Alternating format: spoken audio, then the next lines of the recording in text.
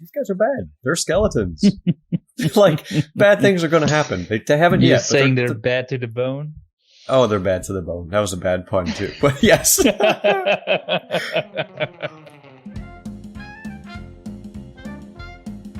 Welcome to the official, unofficial Sea of Thieves podcast, a podcast dedicated to Sea of Thieves and other rare games, but mainly Sea of Thieves. Today we will talk about recent Sea of Thieves news, but our main discussion is about the brand new update Ships of Fortune that just released past Wednesday, the 22nd of April. And of course I'm not doing all this discussing alone, because Old Buccaneer is back to help me out. Hey guys, it's Old Buccaneer back again, and it's good to be here, and I'm excited to talk about today's update. And we're also broadcasting this podcast live on Mixer, so feel free to type any questions you would like to ask us. We will discuss those at the end. And if you're watching this on YouTube, which most people are, feel free to leave any questions in the comments. We will discuss those questions in the next podcast. So feel free to ask anything about Sea of Thieves, about Rare, and even their other games. So let's start with some very short news topics. First of all, Sea of Thieves is finally coming to Steam. As of recording, there's no release date yet, as they just announced that it is coming. So how do we feel about this? Oh, I'm kind of excited for the Steam release. It's going to inject a lot of new players into the game for sure, and I think it's going to be about a year of easy pirating. Even more easy than it already is.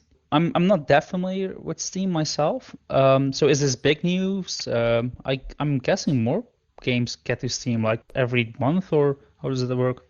Yeah, Steam's just a huge library of games that you can just go in and play. And I think it's probably the biggest digital retail out there. I don't think there's anybody bigger.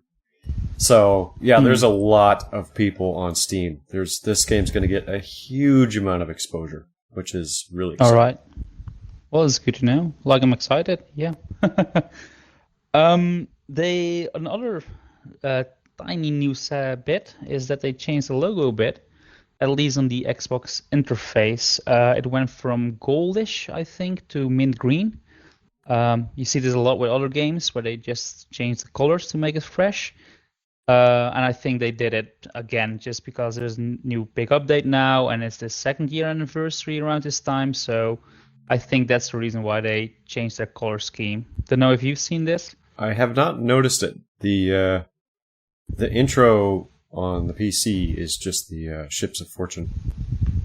All right. Yeah, it's just the logo when you click on the game on Xbox when you start it up. It's changed a little bit, new color. Yeah, it makes it feel fresh. Like, I'm happy. It's not that big news bit, but it's new. And this weekend, as of recording, not when you're listening to this on YouTube, but as of recording, we have some more Twitch drops that are also, well, it's an event that's active right now. So basically, you watch Twitch for this weekend, and every day you get a new piece of gear. They have done this in the past, and they're now doing this again with the Omen ship. So how do you feel about Twitch drops? Oh, I like them. That's how I've collected most of my Ebon set. So I'm just missing the flintlock now. But yeah, the Twitch drops are really cool because they're usually exclusive, and not a lot of people watch Twitch drops, so you can get some really cool stuff that no one has ever seen in the game. That's true, but the time frame is quite narrow. It is, you think that's fair? I think so, yeah. Yeah, I mean, if you want something exclusive and it's only a time-limited thing, if you have the ability to watch it, you can. It's definitely worth doing. All right. I almost miss this, by the way, because it's the Omen ship, so it's the Gears of War ship. And I think they released the sails, the hull, and the figurehead before, where I think you just need to log in. Yes. And that's cool if you have that, but if you miss this weekend or if you're away, then hey, that set will never be completed for you. That's true, yeah. You never know, they might bring them back later on. I mean, they've started to do that with some of the Ebon stuff as well, which is pretty cool. That's true. So, but you never know, with the Gears of War stuff, it may be just a one-time exclusive. All right, we'll see. I think it's fair. Like, everybody's at home right now, so if you miss it, it's... That's true. Where are you going anyways? You should be at home watching Sea of Thieves. Right. Just make sure you check their Twitter feed every now and a while, and you won't miss this. All right. So that's the news out of the way. So let's dive into the main discussion, and that is the new update, Ships of Fortune. We have a new emissary system, a revised arena, a new trading company, which I love, by the way, and a bunch of other stuff. So what is your general impression of this update? Well, I was a little worried when this update first came out, I have to say. I heard about the faction level increases. I'm like, oh, great, more grinding. There was also the PvP faction, which I was excited about, but I thought that would also scare off a lot of the players. And the arena, I was excited for arena because I feel like arena needs an overhaul. I didn't feel like they needed a new game type. I feel like they need to just fix their servers. But overall, I was super excited. I thought it was going to be good. I wasn't looking forward to the grinding. And I thought that this update with the PvP might scare away players. My fears have kind of been alleviated a little bit. So, the grind is not as bad as I thought it would be. So you can kind of get through that stuff. As a parent, if you've been following a lot of the Sea of Thieves stuff, I mean, people have already hit max 75 level in the Reaper's Bounty, or Reaper's Bones faction, which is crazy, in one day. So the grind's not too bad. The PvP thing might still scare people away, which I'm sure we'll talk about more shortly. And the arena thing, I managed to get in, do some arena stuff, and it was a lot of fun. It was really good. So Nice. overall, thumbs up for the new update. Yeah, I kind of feel the same way. It was a little bit of hesitant first, like, oh my God, we are going to grind again, and an emissary system. It's just, is it really going to add that much to the game? But no, it's fine actually, and I'm so happy with the new trading company. It feels, I'm going to say there's a lot. It feels so good to finally be rewarded for PvP. Oh, yeah. Yeah, it's just a big solid update, and yeah, I'm quite happy with it. Yeah. So let's dive into the topics one by one, and let's begin with the biggest one first, the emissaries. So to give a bit of context, the emissaries is a new gameplay mechanic where you can represent a trading company. You can do this for the Gold Hoarders, the Order of Souls, the Merchant Alliance, and the Athena and the Reaper's Bones. So basically what you do is you buy a flag from one of the companies. You can vote on the voting table, usually next to the trading company itself. And at that moment you are an emissary, and everything you do for that emissary will get your emissary grade. You can get to grade 5, and it acts as a multiplier. So the higher the grade, the more it is worth. And that's about all there is to it, to the emissary system. So how do you feel about this? Yeah, so the emissary thing is the part that really alleviates my worries about the level cap increase. Because as you just mentioned, as you progress through your emissaries, which, by the way, anyone who hasn't been watching other videos or hasn't played it yet, it's temporary. So as you turn in loot with your flag up, it slowly increases from level 1 to level 5, and that's a multiplier on your experience and on your money. But if you sink, or if you start a new session, you will lose whatever grade you're at. You start back grade 1. But for the grind, it makes the grind much easier. It's not like you're adding on to level 50 or whatever level you're at and doing that same curve. It's a different curve. It's still grinding, but it's not painful, which is nice. No. No, that was one of my concerns too. Like when I originally started writing my script for this update, for my update review, I was like, yeah, people are not gonna like this because there are a lot of guys that, have a day job and they only have 1 or 2 hours to play the update, play Sea of Thieves. And I thought, well, if you want to get your grade up to 5, you kind of need to play like 3 or 4 hours. But that's not the case. If you're somewhat decent and somewhat competent, you can get to grade 5 pretty fast in most companies. So yeah, that's one of the worries out of the way. And no, I think you progress really fast, and it really, really adds to the game. It's a nice gameplay mechanic. And it's great for kind of the PvP faction as well, because now there's this added pressure for you as a player to maintain your stuff. And it may end up also helping out with the alliance factor of it too, where a lot of people won't alliance now, but now there's even more reason to alliance with people just for the safety factor. Ooh, all right. Well, I see it the other way because we'll touch on this later, but the Reaper's Bones, they want the emissary flag. So if your ship sinks, your emissary flag will float up and you will lose all your progress. If I'm not sailing as a Reaper's Bones, I still want to sink you because I want that flag. So typically that's how I play. I start with a faction, get to grade 5, progress however, and I sink everybody I see because I want their flags. And at the end, when I am grade 5 with, I don't know, gold horse or something like that, or I reach my goal for a day, and then I go to the Reaper's Bones, switch my faction to Reaper's Bones, and then I turn in all my flags I collected. So I feel it actually promotes even more PvP, even if you're not sailing as a Reaper's Bones. Oh, you're one of those sneaky pirates. Okay. You only just figured out? Yeah, I know. Oh, yeah, I didn't even think of that. That would also work, yeah. Yeah. Well, but I wonder if people have different play styles, of course. Yeah. I'm curious, though. I haven't tried this, but if you do alliance with another ship, say you're doing gold hoarders, and they start getting their emissary values up, and you get your emissary values up because you're part of the alliance, I wonder if that increases your rank as well. So you might be able to get to rank 5 even faster. I don't either. Maybe I'll try one this time. We haven't tested out. We're bad YouTubers. We haven't tested out everything. We've been sinking everybody. That's the problem. Yeah. Yeah, let us know. Let us know for sure. So I have one question for you. Do you think they planned this system at the very start? Because I have a theory about this, because we're both day one players, so we know this. At the very start, when you went to an emissary and you bought the voyages, you would progress, and there were like several things you could get. You could buy a promotion every 5 levels. You can buy a promotion, and then you could buy a special equipment that's connected to that trading company, like a spyglass for the Merchant Alliance or a shovel for the gold hoarders. But there was always a third space next to that equipment that was empty. That has been there since day one. Now the flag and the costume are there. So do you think they planned this 2 years ago? Yeah, maybe. Rare seems to have planned out a lot of stuff in this game that we're unaware of.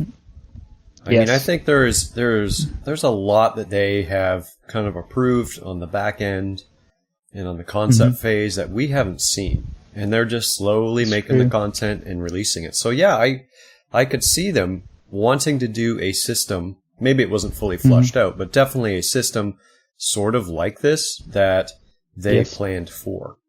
Because it definitely doesn't feel like it's been tacked on. Yeah. Nope, not at all. And you see it with the fruit and the bananas and the barrels. Like the barrels in the beginning, you couldn't open them. It was either banana barrel or a cannonball barrel.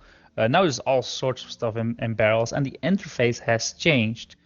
So that's something they added later. They were maybe planning to do that, like more fruit types. But like the interface for the trading companies always had that open space. So that was really something they planned ahead, I feel like. Yeah, definitely. And now it's here 2 years after release. How do you feel about losing your emissary grade when you sink? I haven't been sunk yet.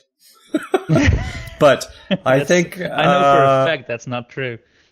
Oh, no, you're right. We did sink. We did sink on the very first day. But that was server lag, yes. I'll have to admit. You guys can watch the stream. You let us know. I was a skeleton. I was shooting sideways. Cozy wasn't there. He couldn't save us. We need this guy. But how do I feel about losing my flag? It's actually not that big of a deal. I mean, you can get your emissary flag so quickly.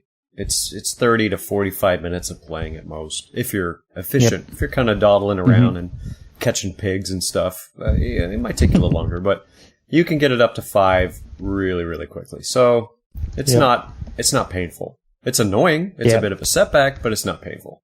True, and losing is part of the game, and it's not fun, but it's not that bad at all. Yeah, exactly. So let's go a little bit into another addition that comes with the Emissary voyages. If you are grade 5, you get a special type of voyage. and it differs for each faction. So have you been playing around with this? I have, yes. I've been doing the Reapers, as you know, we were wrecking the servers there for a day. I've done some Athenas, and I have touched the Gold Hoarders as well. All right. So, yeah, they're cool. They're nice. But I want to say one thing. I just actually reported reported a bug to Rare today about this. If you are a level 5 and you have not claimed your Emissary yet, your Emissary's bonus mission, and you crash the game, when you come back, that option is gone from the Emissary that you were working on. Oh, even though you're still level 5. It's just that option. It's kind of like when you have a bunch of bananas in your inventory, you crash, you rejoin your session, you come back, all your inventory's gone. I think it also wipes your level 5 status. All right.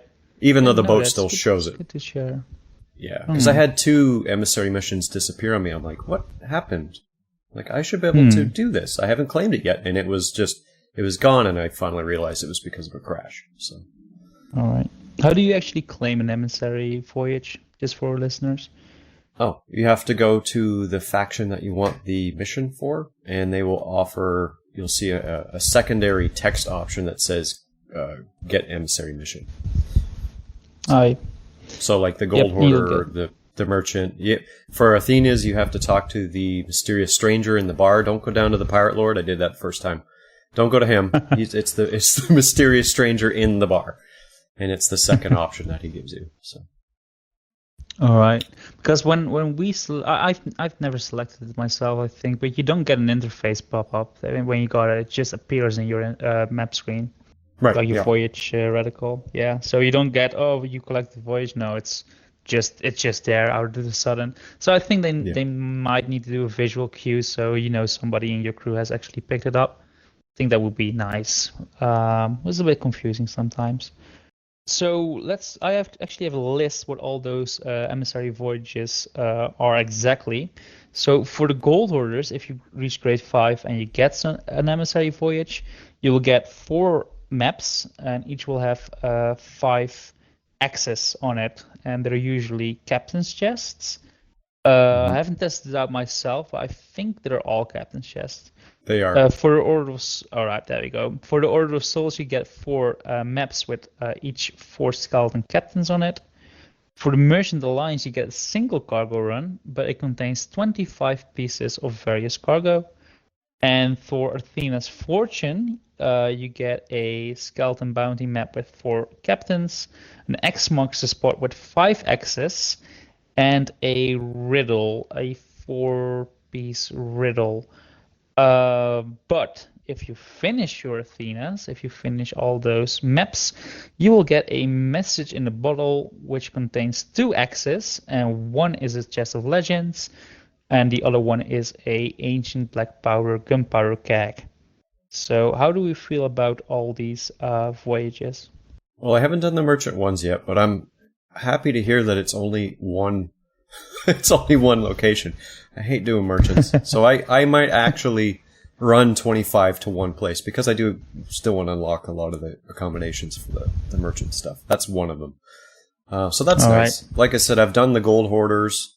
That one was, it was all captain's chests. The other thing I feel is really good about the bonus missions is, for me anyways, every time I've done them, the islands are all right beside each other. You're not sailing all over the sea to, like so fast plunder outpost, or you're not going from Wanderer's Refuge up to Marauder's Ark, right? Like, you're not doing any of those things. They're all literally right beside each other, so you can get through them pretty quickly. The Athena's one is really good because it helps you get the Athena's trinkets and skulls and things like that. True. That's all you dig up, and it helps you unlock your all treasures dug up or dropped on these maps are all Athena treasures. I forgot to mention that, but it's indeed all Athena treasures we will get. Yeah, so that's super nice. Plus, you get an Athena at the end, which is good. Yeah. Did you know about that? Because I was kind of hoping you didn't. Because it's quite sneaky that you get a second chapter on that Athena's Fortune voyage.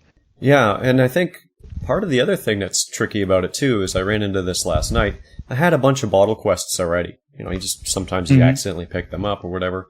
So I had almost a full wheel, and then I got to my Athenas, and I'm like, where is my map? Because they use the same icon. So please change the icon, Rare. Let us know that that's part of the Athenas thing. Don't put it as a plain old gray bottle map. Yeah, you don't even get a pop-up. Just like with the other voice, you don't get a pop-up that you got a message in the bottle. Plus, it's the icon of message of a bottle. So it is, yeah. You think they're gonna change that, but don't you think it's intentional? Like, kind of a little sneaky for the people who can figure it out? That's how it felt to me. Yeah. I mean, I would have missed it if I didn't know it was there. Let's put it that way. Yeah, you don't even get notification of it. Yeah.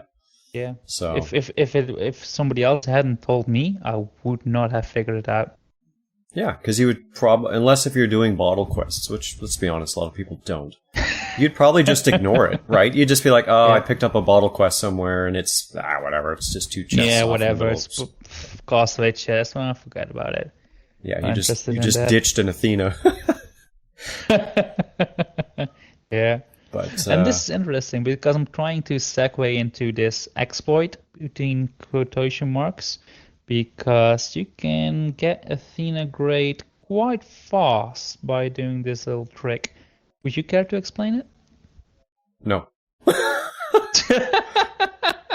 I don't know what the trick is, though. What's the trick? All right, I'll tell you then.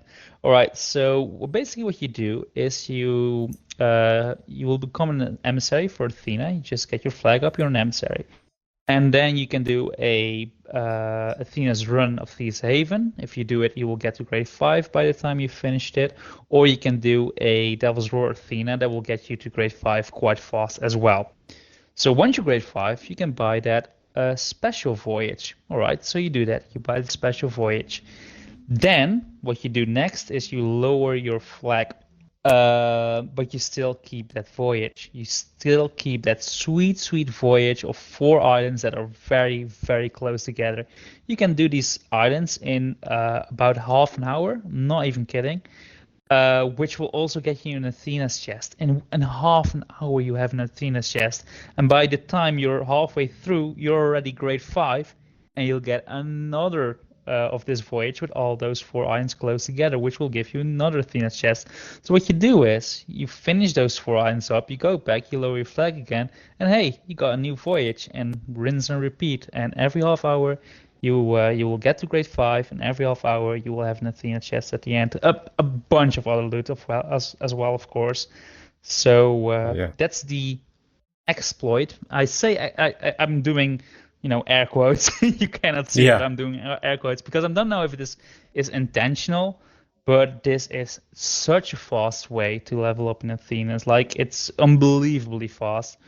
I think if you really want to, and you do this in a week, you can get to 20 in a week. I do believe that. Yeah, it sounds like it for sure. Especially if that's all you do is rinse, repeat. You've not tried this out? No. All right. Think so. Well, there you go. You heard it here first. Everybody did. My plan is now to do that. I think I'm going to start after this podcast, by the way, because it does feel kind of iffy. Like, maybe they're going to remove this because it is a bit too easy.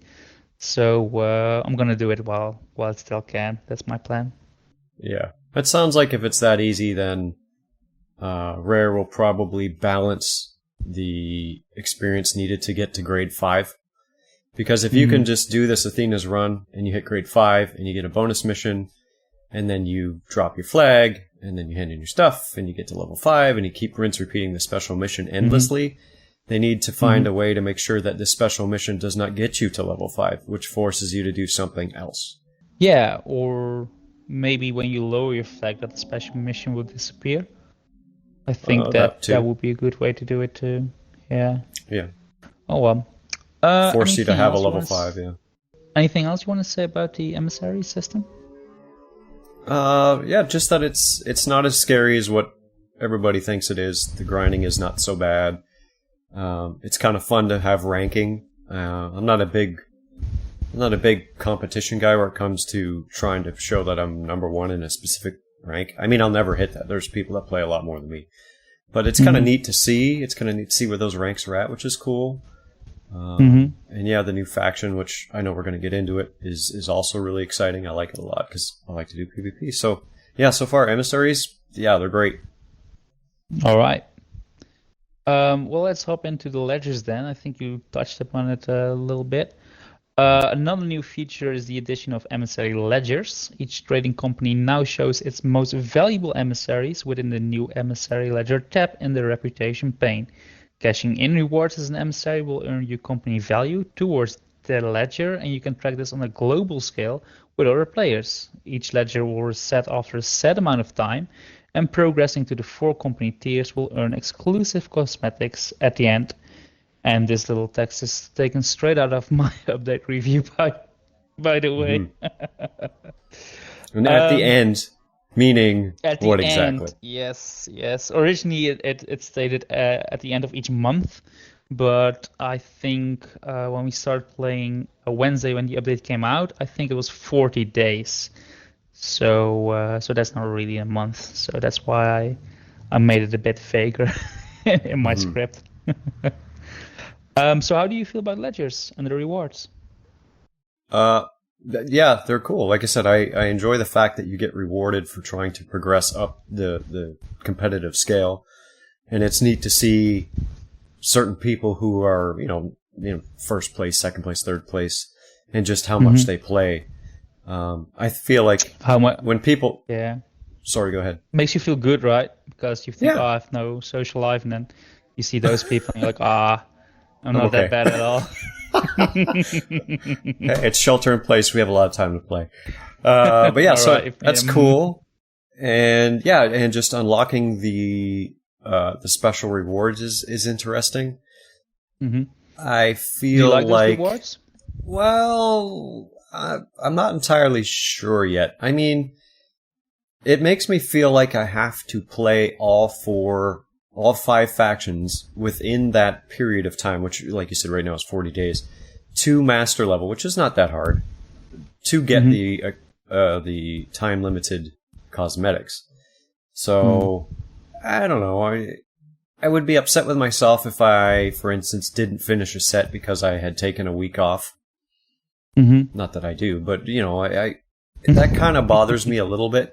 I feel like if you're going to progress to master level in something, you should be able to do it like you do with the other factions, where there are target goals, and when you reach the target goals, you unlock them. And it shouldn't be time limited. Yeah, it shouldn't be delayed. Like, I've unlocked it, I want it now, and I have to wait 40 days. Or if it ever comes back. Getting it then. Yeah, exactly. So I've got some facts that hopefully will calm you and the listeners down. Because I read these facts after I did my update review, so it's a bit... I wish I read it before. And this is all courtesy of the Golden Sands blog post, by the way, which is a really cool blog post with very nice information. All right, here I go. So here are some facts. The prices that are available for each company will never go away. In the future, several months from now, more prizes will be made available in addition to these and encourage you to reach top price tier again, but you won't miss out on prizes if you fail to reach top tier for a company. You can do it in any future month. It is not intended that a single party can get top tier in every trading company in a single month, so do not stress about trying to maintain a high score in multiple companies. The prizes for other companies won't go away, so just focus on one at a time if you wish. The top tier consists of 25% of the player base, and the most elite players may only make up the top 1%. The developers' intention are that reaching the top tier reward should be a very achievable thing to do when playing a healthy amount. The vast majority of players may spread their earnings out across companies or only engage with a company once per month. So if you're focused on this task, it should not be impossible. Good to know. All right. Indeed, good to know. I still feel a little bit stressed because it's all not well and good to read this and you're like, all right, so the prize won't go away. You always have a chance to do it. There's not really a pressure. It's just a fun goal you can do. It's nice to read that, but still I want to experience it Like if I've done it a couple of months and I've earned my rewards a little bit, and I can indeed see and feel that the system works as it explains, then I'll feel more at ease. So yeah, I want to play a little bit more with these ledgers to really get a feel for it. Yeah, definitely. Mm-hmm. Yeah. Thanks, indeed. Golden Sands blog post. So yeah, that's it about ledgers, I think. Unless you want to add something. No, it sounds good to me. All right, let's go to my favorite topic of this podcast, probably the new PvP faction, the Reaper's Bones. So let me give a bit of context again. The Reaper's Bones is a new faction on the Seas of Thieves. They are located at the Reaper's Hideout. And they're a PvP faction. If you can become an emissary for it, and everything you do that regards to PvP, like killing and sinking other pirates, you will get company rep. All treasure can be turned in at the Reaper's Hideout, but stolen treasure will give you more reputation. And they also have really cool outfits. So, how do you feel about the Reaper's Bones? Oh, well, we played it for 7 hours a couple nights ago, a couple days ago. It was a lot of fun. We generally roll as a PvP crew most of the time, so to be rewarded for what we're doing is fantastic. And like you said, the costume is really cool looking. I like it a lot. It's just, it looks like someone you don't want to mess with. But getting to level 5 was really, again, it was pretty easy. We sunk a couple of ships, we got a few flags, we got experience for doing some skeleton ships, for I think a megalodon kill we got, and it was pretty significant. It got you up to level 5 really fast. And then once you're level 5, you can see other ships on your map who are running missionary or emissary missions. Which for a PvP person is like, really? You just pointed them out to me. Let's sail right over to them and get them. I mean, it was pretty easy. I felt bad for the guys, and I can understand why a lot of people are upset by that, because they can't even hide from you now. They can't even be sneaky. You just know where they are. Like you're literally sitting at crooked masts. Let's go get them. Yep. Do you feel it's OP? Grade 5? Oh, I do. Because a PvP crew who only wants to go in and smash people has just been given the tool that they need to do it effectively. There's nothing you couldn't even go into fog. Good luck going into fog. We'll just follow you on the map. There's no escape from anybody who is a level 5 Reapers. You will have to deal with them or sink. It's true. So I feel like it might be a little OP. No, it's a lot OP. It's a lot OP. Let's be honest. Yeah. But so on the other hand, option, if you are a Reaper's emissary, you will show up on the map too. So they will always see you coming. It's true. They will see you coming, but there's nothing you can do.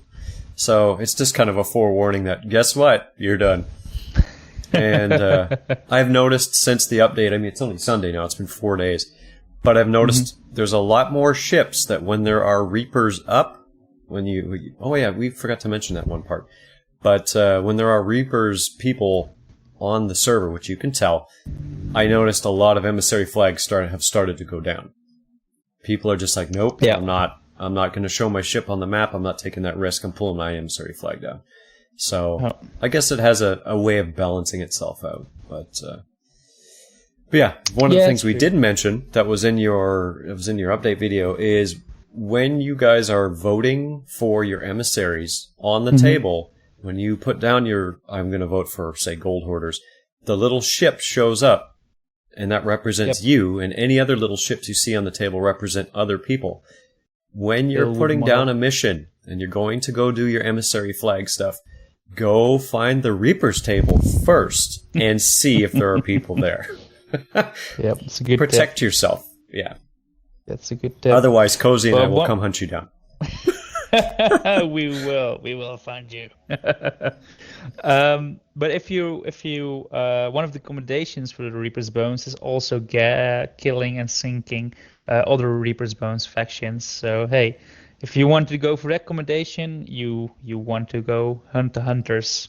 Another thing I really like about Reaper's Bones is that they don't give a flying fudge what you turn in there. I turn in pigs just for the heck of it, you know. And they accept it. Yeah, sure, why not? We can have a little oinker walking around. Same with merchant cargo crate too, like plants and rum. Are you sick of delivering it to a certain person? Well, you don't really need to. You can just deliver it to the Reaper's Bones. They take it. And even rack and bone crates, they take it too. So all the stuff that actually needs to be delivered at a certain person, if you don't feel like that, or if you're close to the Reaper's Bones, hey, you can just turn it in there and get a little bit of wrap of it. Nice. Indeed, and I love it. I love it. It's so good. It's such a great faction. So let's dive into the lore about this. Okay. What do you know about the lore? Well, just going from the tall tales, obviously this faction has something to do with Flameheart himself. Mm-hmm. I don't know specifically what it's going to become, but I have a feeling this ties into the Stitcher Jim, the Ashen Lords, the return of Wanda somewhere. We'll talk about her in a minute. But I think this is still the beginning of a bigger event that Rare is going to plan. And like when Wanda came originally, and she summoned the skeleton fleets, and they attacked the outposts, I feel like this is going to be something similar. We are just now part of Wanda's team by being part of that faction. And I still believe that the reason why people wear masks is because they are skeletons underneath, at least the guys that we can see, because we've been delivering them the Reaper's chests with all the bones. We've been giving them all of the tools to resurrect the dead. We know that she's Wanda. That's been confirmed by her journal. Like, this is the bad faction. These guys are bad. They're skeletons. Like, bad things are going to happen. They haven't You're yet. saying they're bad to the bone? Oh, they're bad to the bone. That was a bad pun, too. But yes.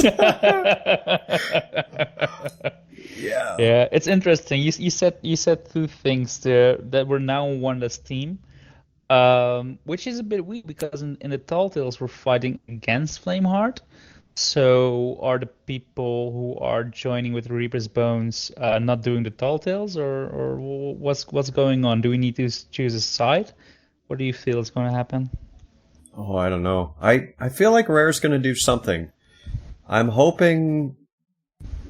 I don't honestly. I don't know, but it has to. Something has to happen here. I mean, we've been following this story arc for so long, and now that we have literally a skeleton faction that is dedicated to destroying the other different factions. This, it's something big's going to happen. And I just don't know what it is yet. And I think it's still going to involve Wanda, and I think it's going to still involve Flameheart in some capacity because, he's still kind of an ethereal spirit. We can't do anything to him. He's kind of driving everything behind the scenes. Yeah, there has to be some kind of large world event that's going to happen, and we'll be, if you choose to be on the Reaper's Bones side, I think you're going to be on the bad side. Yep, I think so too. And they're also called the Servants of the Flame. So if you're not convinced that this Flameheart, then, well, what's wrong with you? Yeah, that's true. Yeah, because you find that out in the last Tall Tale as well. Yeah. It's up above the door and stuff. Have you seen the final figurehead of the Reaper's Bones? I have not. All right, it's in the trailer. So for the people who are listening, you can check the official trailer of Sea of Thieves for this update. It's a guy in this outfit of the Reaper's Bones. It's the ones we are wearing too. And he's holding his mask. He actually pulled his mask off his face. So you can see his face on that final figurehead. And his face is a skeleton. So how big do you want your clues to be? That's true, yeah. So yeah, like I feel that guy where you turn in all your loot is in fact a skeleton. The thing that it's that I'm curious about is because they're called Reaper's Bones, so plural, so there are more of them. And you always get with the other factions that that there are factions, right? Because at each outpost there is a guy.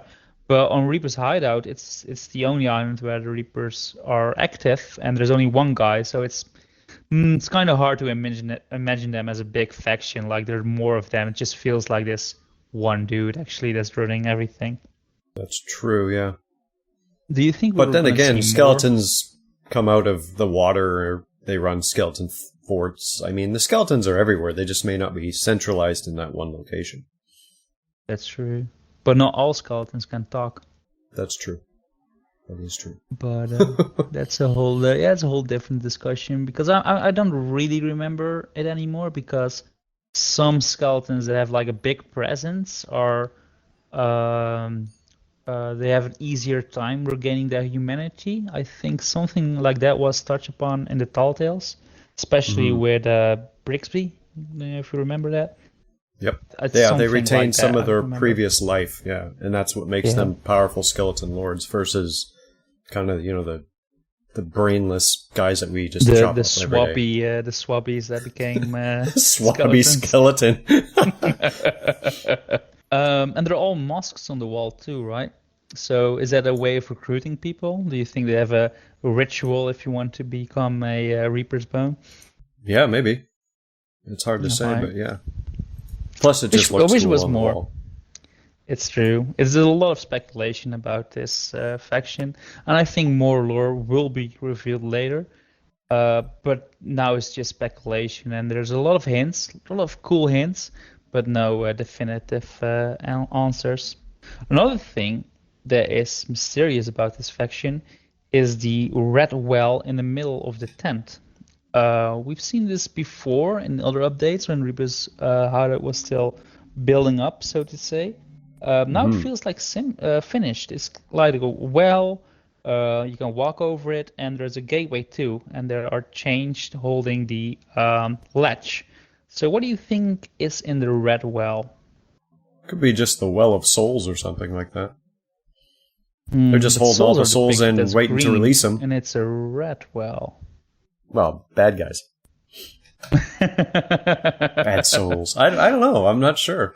Yeah, me neither. I remember there was a video that someone was trying to decipher what the symbols around the well mean, and there was a couple of words that we could decipher, but there was a few words in there that there was no translation for. So maybe that will come out at a later time.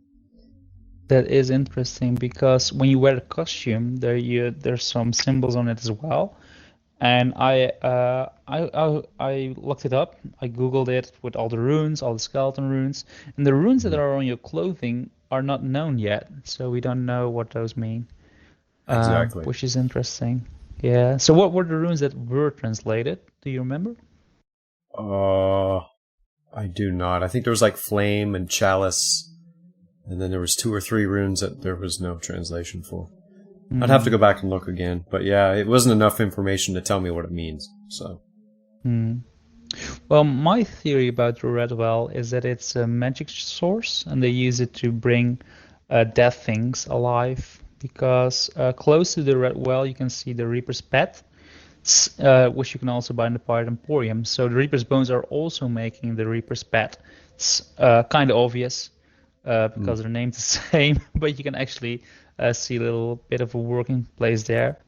And the pets, they have this red glowing heart on them, which I feel makes them alive, and they use the well as a source to make them alive. At least that's my theory so far with the information we've got. So that's what I feel about it. Another thing that's mysterious about Reaper's Bones is their symbol. We touched about this on the stream too. I asked you, like, is it an hourglass? And if so, why? What has the hourglass to do with the Reaper's Bones? I believe the hourglass symbol is actually the symbol for chalice in the skeleton. Oh. Yeah, because Wanda kept drawing all of those different chalices. She was always looking for the chalices. I think it's part of the resurrection process, maybe. I think you're right. Yeah. So maybe that means, or was it resurrection? That might mean resurrection. Or chalice. It's one of those two, but I think that's what it means. Is basically it's they're skeletons, right? So they're being resurrected. They're the evil faction. They're gonna go do something. So I think that's what that is referring to. All right, yeah, you might be right. I do remember when the Forsaken Shores trailer came out that zoomed in on a goblet, like a fiery goblet, and a lot of people were in the comments. They were like, "Oh, this is the Chalice of Flameheart," and I was not in the lore back then, so I was like, "Yeah, it's really," and it turned out just to be a piece of random loot. But there is some lore about a particular chalice, so that could be interesting. So I think you're onto something there, Buck. With the chalice. Yeah, well, that Falcor talked about that as well. If I remember correctly, he was saying that Flameheart Jr. I want to butcher this because he gets upset when you call it Flameheart Jr. Flameheart Senior. Flameheart Jr. was the one that drank from the poison chalice that turned his crew into skeletons. It wasn't Flameheart Senior. But I could be wrong. I think that's what it was. So maybe it has something to do. Flameheart Jr. is the guy that fell asleep and came to the Sea of Thieves? Yeah. Oh, right. And then his ship was getting attacked, and then... read that. Yeah. All right. I'm pretty sure that's what it was. Now, if we're going to talk about lore next time, I'm going to read a book. I'm going to buy it. Yeah. There's a lot. There's a lot of lore. Yeah, there is a lot. That's also interesting because they're rare. This is not their first game, of course, but they have stated that this game has the deepest lore of any of the other games they ever made. So there's a bunch of it, and they make sure it was all written down before they start to implement everything. So that is interesting, which is nice to hear. So if you're into lore, there's definitely a lore-heavy game there if you want it to be. It's just very hidden. It's not very easy to find or understand. You really have to really hunt around for it. So yes, listen to our podcast. You will get trickled, and use that trickling to dive deeper at your leisure. Exactly. Oh, another thing that I think is quite nice is the cannons are replaced with Reaper's cannons. I just found that as a really nice touch. And there's a bunch of ammo crates on the island as well. So it's great to ambush people there, which is certainly intentional to do. Have you done that before? Have you waited there for ships to come? I have not. That's one of the things in Sea of Thieves I don't do a lot of is the tucking, hiding, waiting in shadows kind of thing. I tend to get too nerve-wracked, and then I just fail. So if you see me coming, you will see me coming, and then I will just fight you straight up and see who wins. That's kind of my tactic. I usually do it like that. But if there's a ship coming close, or I know somebody's doing the Fort of the Damned, if I'm there around, I might do it. Usually when I have a crewmate who's good at PvP, who's better at PvP, then I'll do it. Right. I have a friend in my crew, and she's really into the waiting and ambushing people. She appears in one or two of my videos as well. But she likes to put gunpowder barrels on the Reaper's hideout and just let people get there, and she blows it up and she gets away with the loot. And it's amazing. Like, I don't have the patience to do that, but she does, and always succeeds, and it's really nice. Nice. I've done it with another crewmate where we just waited. We saw some people doing the FOTD, and we just waited there. They came with all their treasure. We killed them all, and we managed to sink their galleon and the sloop because they were in an alliance. And they had a bunch of ritual skulls, so they were planning to really farm the FOTD. But we turned on all their ritual skulls, so it didn't happen for them, sadly. And we were really happy. Nice. I think I'm just going over my notes right here. There are some new sketches laying out. Wanda, thank you. Yeah, where's Wanda? Yeah. I don't know. I searched for her. I couldn't find her. I went to Wanderer's Refuge. I went to, her her little potion hiding away area, and that hasn't changed. In the journal, there was a third journal entry, but I can't remember if the third journal entry was there in the last update or if it's a new journal entry. But it doesn't really give us any more information. But yeah, I couldn't find her anywhere. So I don't know where she's gone. Do you feel she is somewhere in this update? The developers are hidden there somewhere? I don't know. I don't think she's a big part of this update. But I'm still convinced she's coming back in a pretty glorious form at some point. Yeah, I think so too. Because in the journal, spoilers by the way, in the journal she was talking about marrying Flameheart and being her queen, being his queen.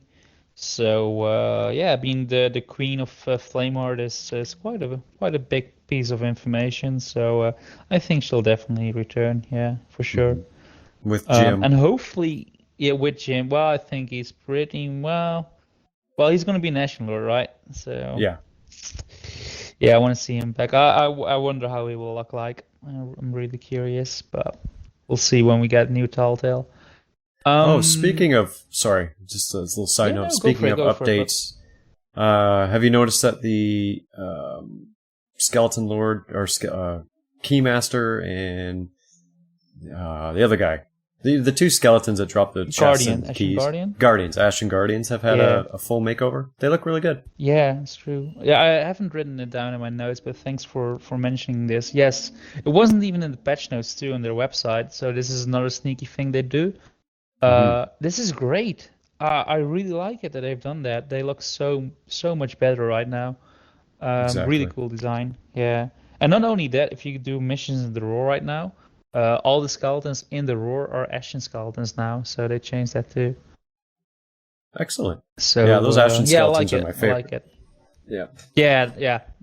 Design-wise, they look the coolest. Yeah, they remind me a little bit of the first Pirates of the Caribbean, where this guy set his hair on fire. They remind me a little bit of that guy. Yeah. One other thing I want to touch upon on Reaper's Bones, and this is a bit weird because when you talk to them, they say they don't really care about the pirate code, and when you read their description, it's like, well, if you don't like obeying the pirate code, you should join this faction. And I was like, wasn't the pirate code established for the community to, be a decent pirate on the seas? And then you introduce this faction where the developers even state, hey, if you want to fudge the pirate code, you should join this faction. So there's a bit of mixed messaging, right, from the developers? Yeah, it's a little weird. I think the pirate code is a guideline. And I believe at one point, they even say it's like it's a guideline. But isn't it in the game that they said it was written by the pirate lord himself?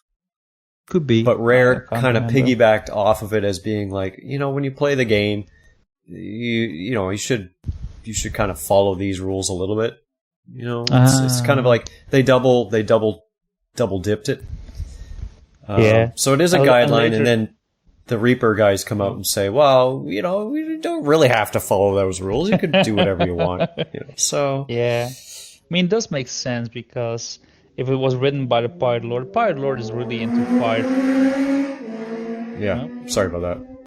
Yeah, well, he should be in lockdown. You'll get fined.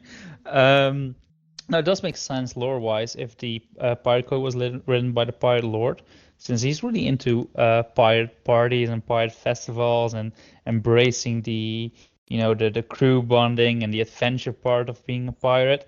Well, Flameheart is like, yeah, this is for sissies. We don't do that. We're all about burning stuff and people should obey my power. And it would make sense if they were like, after Pirate Code, especially if it was written by the Pirate Lord. So lore-wise, yeah, this makes a lot of sense. Yeah, it's cool. And plus, I like Flameheart's version. Anyways, I mean, that to me feels like pirates, right? Go on there and you just burn and steal and take what you want. That's pirate. That is the pirate fantasy, indeed. Yeah. And a personalized pirate hideout, that too. Make it happen, right? Hint. Indeed. Let's see. Anything else we want to discuss about the Reaper's Bones? Is it your favorite faction now? Oh yeah, for sure. Yeah, Absolutely. mine too. Yeah. I'm trying to do the All right. other factions first just to get them out of the way before I finish off the Reapers, but yeah, I absolutely love the Reapers faction. Yeah, that's the thing. When I've level capped everything and got all my accommodations, I think I'll just join the Reaper Bones like every time, because you will get to grade 5 so easily, and then you have that special power, and you can do anything. Anything will get your grade up, and then you get that sweet multiplier of 2.5 when you reach grade 5, and you can turn in anything there. Like if you choose to become Gold Warriors grade 5, well, fun, but only only chests, right? They will give you that multiplier. But Reaper's Bone doesn't matter. Every treasure you hoarded, will be worth way more. So why wouldn't you want to play as the Reaper's Bones? Exactly. So yeah, that's what I'm gonna do. All right, something else then. Arena. Arena changed a little bit in their trailers and in their news segments on their YouTube channel. They said this is the new chapter. I myself don't really feel that this is the new chapter, but they changed it a little bit. So what's different? Matches have been reduced to 15 minutes. The maps are smaller, but the biggest addition is this one chest. Normally you would get maps, different chests. Everybody goes to different islands, but now there's only one. And there are no maps anymore. You can see that chest because it glows up, kind of like a Reaper's chest or a Reaper's bounty. So everybody can see where it is. You still need to dig it up. And after that, you need to cash it in. Usually in a match, that only happens 2 or 3 times since they're really short. They also added rowboats. You only get 1. So if you sink, your rowboat will still stay there, but when your ship respawns, that rowboat won't be on your ship anymore. So, how do you feel about this revised arena? So far, I've played it a few times. I like it. It's definitely a lot more exciting. I feel like a lot of the arena matches previous, where they had the different maps, you had more strategy involved. You could go aggressive and take out boats. You could try to avoid people and dig up chests. I felt like it could very quickly sway to a winner that you couldn't beat, because if someone hoarded chests or was sneaky while people were fighting, it was over. There was no way that you could win. There was no way for an underdog to come back.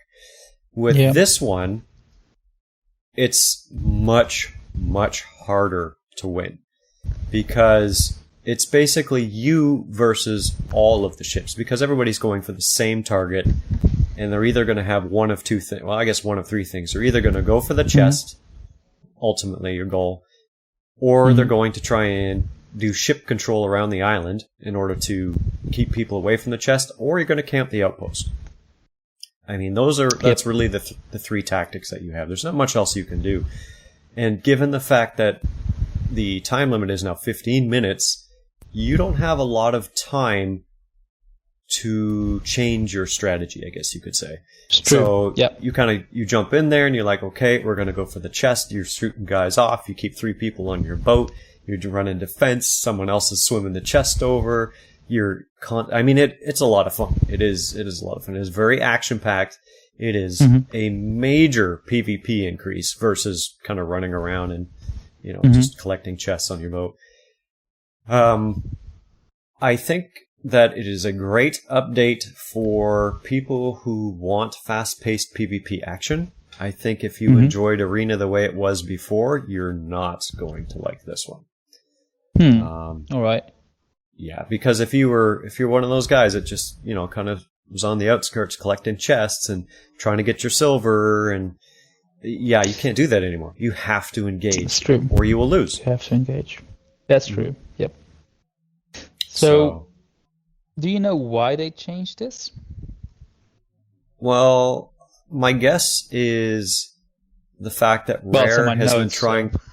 Oh, okay, well, all right, I could read the notes, but my guess is that they did it because they wanted to get the excitement up. They've always been trying to do that balancing, where they want the underdog to have a chance. They want the arena to feel exciting. They want those last-second clutch victories that, really amp people up. And I feel like this is a mode that definitely satisfies in that area. Mm-hmm. Yep. Do you think it will be gaining popularity for streamers then to do this?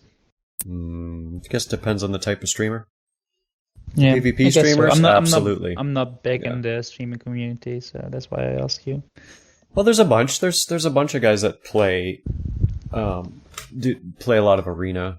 Most of the streamers that I watch do adventure because they like to do tucking. Mm-hmm. They like to do just random encounters. But yeah, I could see that. In my experience, though, every time I'm out streaming, when I'm doing adventure, I have lots of people watching and engaged, and they're very happy, and they're asking questions. And the minute that I switch over to arena, I lose like 50% of my viewers straight up front. Because I don't know. And it's the same thing with the videos, right? If I do PvE videos or tutorials or just general play sessions, they do very well. As soon as I put any kind of PvP arena matches on, then the viewers just go down. So I don't know if people like to watch it. Yeah. At least my viewers don't like to watch it. Yeah.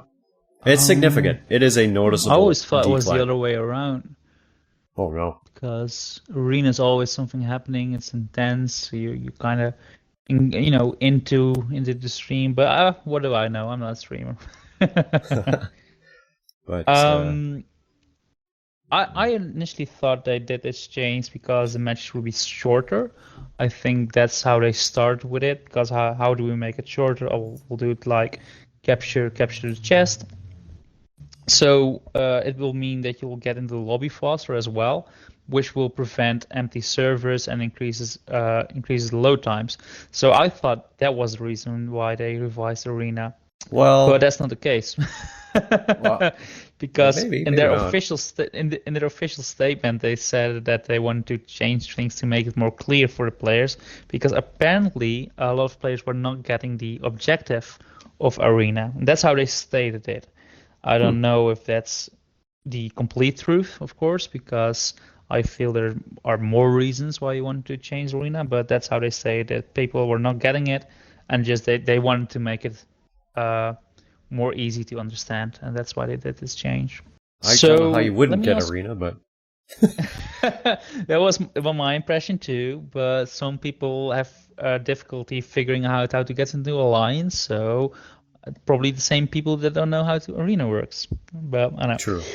But another question for you: do you want the old mode back the way it was before? Maybe. I haven't played enough of this one to see if I really, really enjoy it as a long-term solution. That's a good one. I will be soon, but I haven't yet. The old one was okay, but like I said, it was very easy for a team to run away with a mission to the point where there's just no way you could win. So it did become unfair very quickly. Whereas this new mode, there is no way. Even if you're terrible at digging up chests or you don't want to get into that fight, you can just camp the outpost and you might get lucky and win. Because it's so short. You turn in that one chest. If you turn in one chest, there's a good chance you're going to win. I mean, if you play defensively afterwards. So there's It would be nice to have rotating modes, maybe. Yeah. Yeah, that's what I was getting at. Yeah. I like both game modes, but the way I would like to have it is just to alternate it. Change up the gameplay, change up the tactics, try to become good at both game modes. That's how I would like to see it. Yeah. Yeah. But I'm certainly not unhappy with the way it is now. Like the fact that the matches are short is indeed quite nice. I think the only things that they need to improve with Arena still is the load times are still atrocious. They're terrible. At least before... How many times have you played Arena now with the new game mode? Probably like 5 so far. And how were the loading times? Loading into the initial area where you kind of run around and jump and go up to the shark head and stuff was very, very long. I mean, I think that's the thing I dislike. I know previously you would get in very quickly and then you would just sit around waiting. But now you have this crazy long load time just to get into the waiting area. And then you still have to wait in the waiting area for all of the ships to come in and make sure there's enough people. And I mean, for a 15-minute match, it's not uncommon to wait 15 minutes. That is unacceptable. Actually. For me, that is the main reason why I don't play Arena, is the waiting around for stuff to launch. So I think Rare needs to concentrate on making Arena work and then worry about more about the game modes. And then also, now that you have more of a PvP faction, I guess, or a PvP-centric Arena mode, reward people for PvP more. I mean, if a ship decides, I'm just going to sink everybody, let them get rewarded for that. Let them earn points for sinking ships. If they're a PvP, if they're like a combat, man-to-man combat kind of team where they want to board you and they want to kill your guys, reward them more for that. I think you get 5 points right now for killing somebody. That's nothing. I think you could add increase the naval combat points silver, right? Like cannons will do. You'll get more. I don't know the exact numbers. I think you do get a little bit more, but it's not. It's not a lot. I mean, I guess you could farm ships, right? If you get somebody off in a corner somewhere, you could farm the ship and potentially rack up a lot of points. But I don't know. I feel like the PvP part of Arena is still not celebrated enough with rewards. I think that could be balanced more. Yeah. Well, the thing is, I'm afraid we're doing a long topic on the Arena, so let's keep it short. But what you told me, like the loading times are quite bad, so it puts people off of playing Arena. But the less people play Arena, the longer the loading times will be. So it's kind of like a positive feedback loop, which once it started, you're not gonna play Arena anymore, and then it dies out, and it gets harder and harder, and the experience gets less and less, and it will be grinded to the ground, sadly enough. So is that a fear you have for Arena? Absolutely. Do you think something is... Yeah, me too. Yeah, because again, we like my work... Oh, it's drinking time. It's drinking time indeed. Nice. But yeah, like I play with my coworkers and we would play at lunch. That's our thing. We have an hour period that we would play. We'd play several times a week. And I noticed a decline in Arena to a point where we were unable to even launch a mission from the setting sail window. We would sit there for 45 minutes and there would just never be enough teams. Yeah, and I suspect that Arena is new right now. It's a new update. There's a lot of people playing. But if Rare does not fix this matchmaking and make that work properly, it's going to go back to the same way it was. Now, at night, it's different when there's more people playing. But during the afternoon, it was really bad. Yeah, well, here's a good example. One day we logged in. There was 6 of us. And we ended up being the only... We took 3 sloops, and we were the only sloops in the Arena. Which, by the way, was a lot of fun. Being on a land with your friends in 3 sloops in Arena was a blast. But it's definitely not what Rare is intending. So the matchmaking, Rare, please fix your matchmaking. Don't do anything else to the Arena. Fix the matchmaking. All right, you heard it here. Johnny, if you're listening. Yes. You're getting some real feedback right here. Yeah. All right, I think we talked enough about the Arena. We don't want to bore our listeners. Let's go to the Emporium, because new stuff has been added there. We have new pets. We have cats. We have a Nightwolf ship, which is a new heritage ship. We have some stupid crab dances, and we have my favorite. And we have a free Palm Tree emote.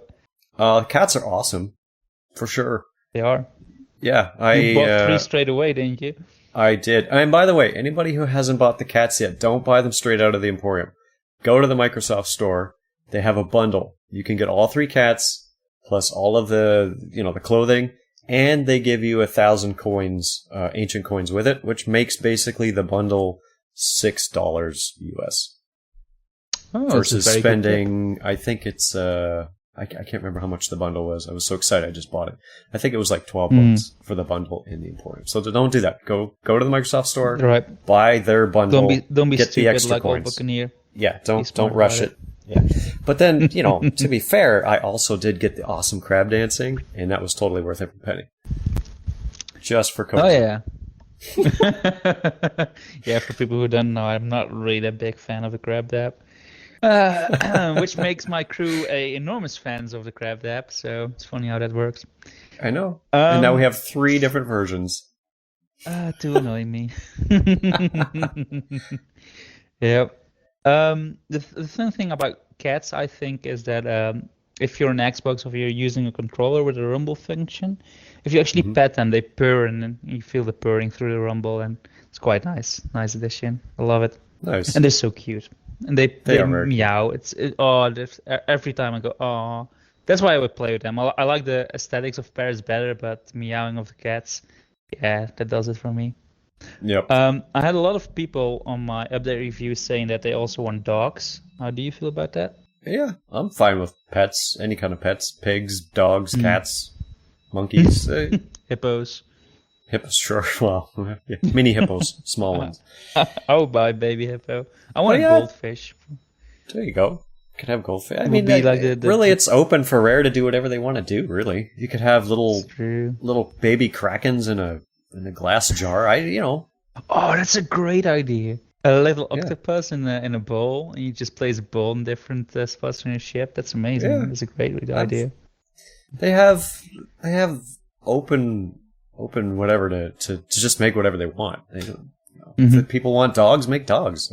Right. I mean, go for it. This is their income, right? Just service your players in that case. So. Yeah, that's true. But I feel that they don't need they shouldn't go overboard with it. Like if you can't link it to the pirate team, I think you shouldn't do it. But that's how I feel about it. That's true. Then I guess that means dogs would probably be out. Well, maybe. Yeah, maybe certain dogs. Like there's a dog in Pirates of the Caribbean. That's true. There's that mangy one, yeah. Yeah, so I don't know, maybe. But octopi or goldfish, yeah, I'll do that first, and then you can make dogs. We also have a new heritage ship, the Night Wolf ship, which is themed after Saber Wolf. I actually played Saber Wolf before I did my other review. I went back to that game. I played it on the Xbox One, but I do have a ZX Spectrum. The ZX Spectrum is a console that only released in the UK, which is really old. It came out during the same time as the original Nintendo Entertainment System, but it looks worse. It's a bit between the NES and then Atari graphics-wise and gameplay-wise too. So I replayed the original Saberman. It was really hard, but really fun. And I played that sequel too, which is Underworld, which also released in 1983 or 84, which was a bit less, but I managed to get through it and complete that game too. So I'm guessing you haven't played any Saber Wolf games. I have never heard of them until I saw your update, and then I was like, "Oh man, that is old." It is.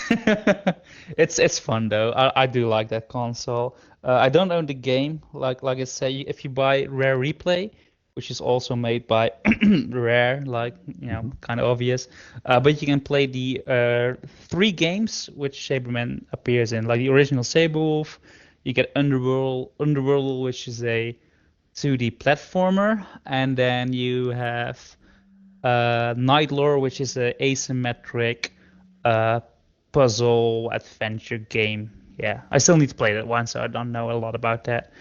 But and they also Saberman also had a GBA game. Yeah, I still need to play that.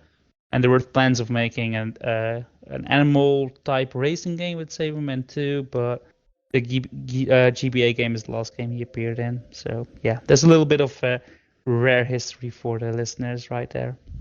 Nice. I like how you know everything about their company. That's amazing. I am such a big fanboy. Like, you wouldn't even believe it. I own, since they started making games on the SNES, I own every single game of them except Saber Wolf for GPA. But yeah, if people want to ask me questions about Rare and my love for Rare, please feel free to do that. I actually do a lot of hints in a lot of my videos, like little tidbits only the Rare fanboys will know. Never had anybody comment about that. I'm still hoping somebody will notice one of them. So yeah. Oh man, challenge accepted. Yeah. Indeed. So yeah, that's Emporium. Not that many editions, but the editions we do get are quite nice. Oh, and a free emote. So if you want the Yes. Palm Tree Wave, it's only free for this month. It will still be there next month, but you will have to pay for that. So grab it while you can. Yep. Always go for the free stuff.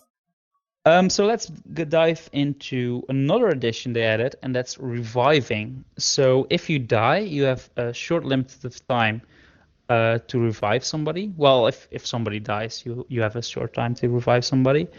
And when you get back into the game after reviving, you will return with about 25% of your health. This is both in Adventure and in Arena.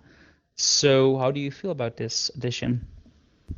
Well, when they first announced it, I was worried because as I solo a lot, I felt like this was going to quickly become an unfair advantage for solo players because if you go up against even another, well, maybe not a sloop, but let's say a brig or larger ship, they're hard enough to beat as a solo player if you have a competent crew, but a competent crew that can also revive people when you get maybe a lucky cannonball shot or you board them, it makes it almost impossible to win. I mean, it's realistically. In practice, in the last week of playing, I've been playing almost primarily with on a galleon, sometimes like a partner on a sloop, and I have not revived anyone yet. Because in the middle of a combat fight, you're dealing with boarders, you're dealing with getting shot, you're dealing with trying to not sink the ship. You have your role on the team, and that role is not usually recover people. So people have been not getting revived. We're used to the old system when it wasn't there yet. Exactly, but it's also hard because if someone tells you, hey, I died, and you're in the middle of doing something, now you have that choice of, should I stop repairing the boat to revive this guy? And if he's in PvP combat with a boarded person, that puts you in a predicament too. Because if you go to revive him and you get blundered in the back, now you've sunk. So it so far has not been as much of a concern for me. I still think it's an unfair advantage towards sloops, because I think a sloop now is just going to, short of you firing a few cannonballs into them and then doing a sneaky board before they can repair, it's going to be almost impossible. Almost impossible for a sloop to take down a brig or higher at this point. Yep, I feel the same. And I didn't notice any increased time for sloop people on the Ferry of the Damned because it's supposed to be shorter. I think it's when you're solo slooping. Oh, when you're solo slooping. Oh, okay. Yeah, that's what they said in the news segment. That is for solo sloopers.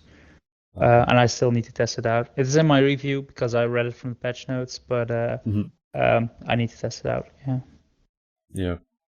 And I'm not that big of a fan of the reviving. Like, granted, I have been in a situation where it was handy.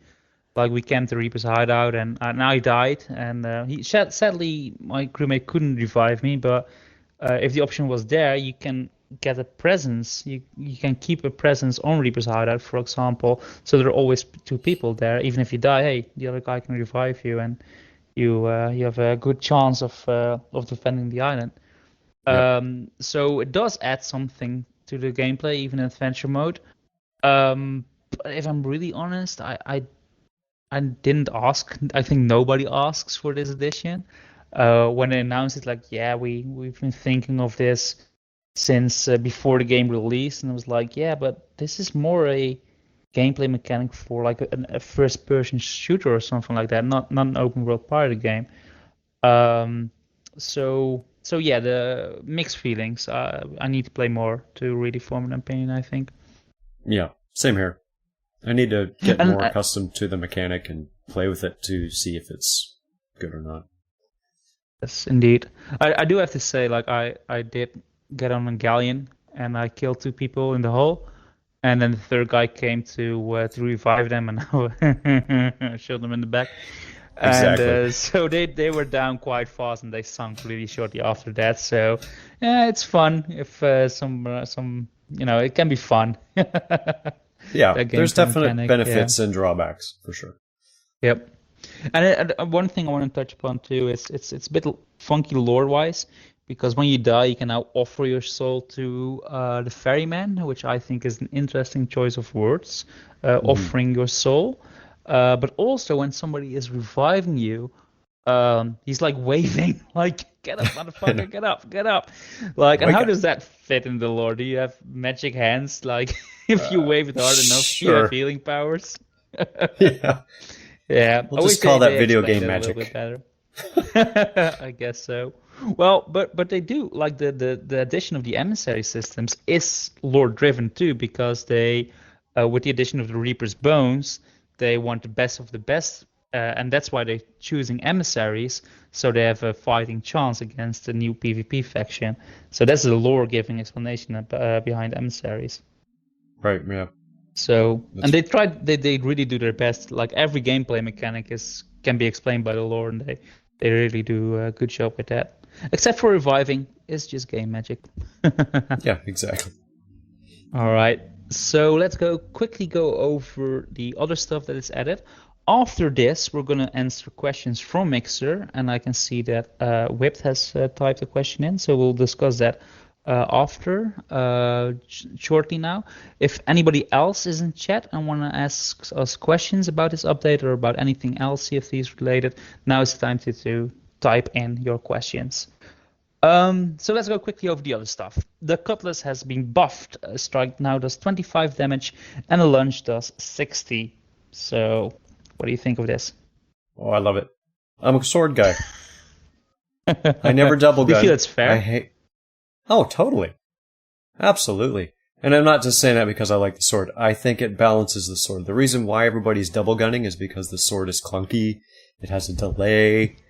You know, the hit reg has been questionable. I mean, it's pretty good right now, but it has been questionable in the past. It had this crazy long reach.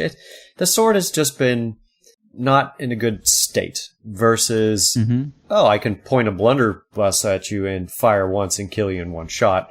Or, you know, I can macro my sniper rifle to hit you from a mile away by just pushing a button.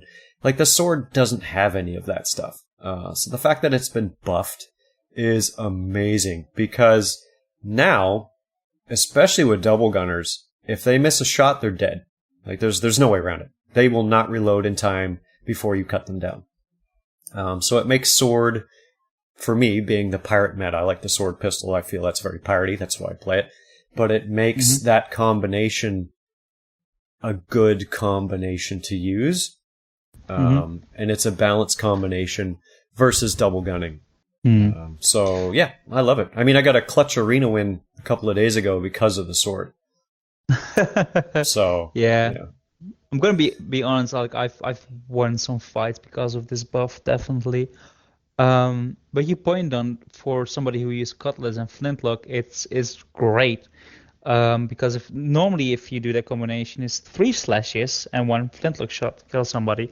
Now it's 2 slashes and a flintlock shot. So indirectly, it also buffs the flintlock, but on the other hand, it nerfs the sniper rifle. So how do you feel about those indirect buffs and nerfs? I feel like if you're going to do double gunning and you have a blunder sniper, I don't feel like this nerfs you in any way. But what it does is it will punish you for missing your shots. I think that's the biggest thing. Because before, and I've been in this situation where I'll go up against a double gunner, dodge their shots, and then they just run at full speed. And there's nothing I can do, right? Short of stopping, aiming, and shooting them in the back. But they'll get reloaded, and then I have to, kind of juke them again. But now, I mean, if they're trying to reload and I get on them and I start hitting them, they're dead. There's no way around it. Like, this might start to bring balance to the double gunning. You can hit shot, two-shot guys with a sword very quickly. Yeah, but that kind of makes the setup to go with cutlass flintlock, doesn't it?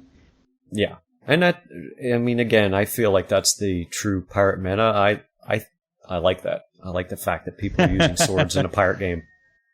Yeah, yeah, me too. Like for the same reasons. I usually go cutlass flintlock or cutlass blunderbuss, so I'm quite happy with this edition. But I'm guessing there is a lot of people think otherwise. I rather have them to make it less clunky, like focus on that instead of the damage output. Because still sometimes I block. I don't know if you have this, but I block with my cutlass, and the other guy just slashes right through that block, and I'm like, no way, this is intentional because my block is perfect. I couldn't have blocked it any better, but he slices right through it, and I lost fights that way, and I don't really like that because it doesn't feel like it's my fault. So yeah, I hope they fix that in the future too, instead of just messing with the damage outputs. Yeah, it's still, like you said, the sword is still clunky. It still feels a little clunky, but it is definitely moving in the right direction for sure. All right. Just a tiny break here. I'm just going to take my medicine. Would that be beer? No, I'm proper medicine. Oh. I can drink it down with beer, so. Well, there you go. All right, so let's go over the other additions. Because now we have crew status tags. So basically what this means is if you turn it on, I think you can turn it on in your gameplay settings, it will enable you to see your crewmates, the gamer tags of your crewmates from much farther away, several islands to be more exact. And there's also a little icon to the left of their name, which shows you what they're doing, like repairing or carrying a chest or being in combat or death, which helps in a game where awareness is key. Have you been using this edition? Oh yeah. As soon as we loaded up the patch, I turned it on. I think it should be on by default. This is super, super helpful. Again, you can see your guys from several islands away, so it's a lot easier to find your ship if you're, you're at an island or something and everybody's digging up chests or doing something and they're like, oh, I moved the ship. Well, where did you move it? Oh, let me get up my compass. You don't need any of that anymore. You can just find your guys, head over, you know exactly what they're doing. It's less useful, I think, in Arena because people still yell out what they're doing because you don't really have time to kind of look around for, hey, where's player A and are you on sails, right? The communication aspect, I feel, is still the most effective way. It's nice to see the little icons when people are fighting, or if someone dies, you see a little X on them. Yeah, it's helpful. But the fact that you can see your teammates from a distance is really the beneficial part of that tag update. Yeah, it is nice, definitely. I like it the way you can see that they're in combat or out of combat. Sometimes my crewmate is yelling, no, no, no, F, F, F. And I mean, fudge, of course. And then you're like, wait, are you missing your shots or did you die? And then you have to ask, and there's a delay, and you're communicating differently. But now, if you hear somebody cussing, you can just look, right? Did he die, or is he just in a tough situation right now? So that quite helps. The only thing I wish was different was that you could toggle those options because it's kind of 2-for-1. It's seeing them from a long distance and seeing that icon. Sometimes I wish I could toggle the distance off. Because sometimes I'm collecting clips for my YouTube channel, right? And then you see like gamer tags floating all over the screen, and I'm like, wish I could toggle that off for just this play session. If you disable the UI, does it go away? I didn't test that. Yeah, well, yeah, it does, but I'd rather not be in my settings all the time. So I wish I could just have a default setting I usually play with. But overall, I do like it. Like it's really helpful. Yeah. Especially because this game is all about awareness. If you want to be a good player, You want to know what's happening on your ship and on the islands, and this really helps. Yeah. Definitely. Another new addition is the Telltale map markers. I don't really have that much to say about it. You can now see where the telltales are. Quite convenient. Don't know if you want to add something to that. It's good for newer players. That's the biggest problem with Telltales. People don't know where to go, how to start, where. If you don't do them in a row, and you finish one Telltale, and they say, "Go see Joe Blow over here," and you're like, "Who? What? Where's that person?" Then you come back 2 days later, you've forgotten, and you have no idea where to go. So I think that's a really good addition for people who are just now getting into the Telltales. For people who have finished it, it's whatever. It doesn't really matter. It's just a nice addition. And then one thing is that I find incredibly annoying is new tutorial messages. Like, I get it that they're there for new players, but we get them too. And we don't get them once, we get them several times, even if we did fix the ship.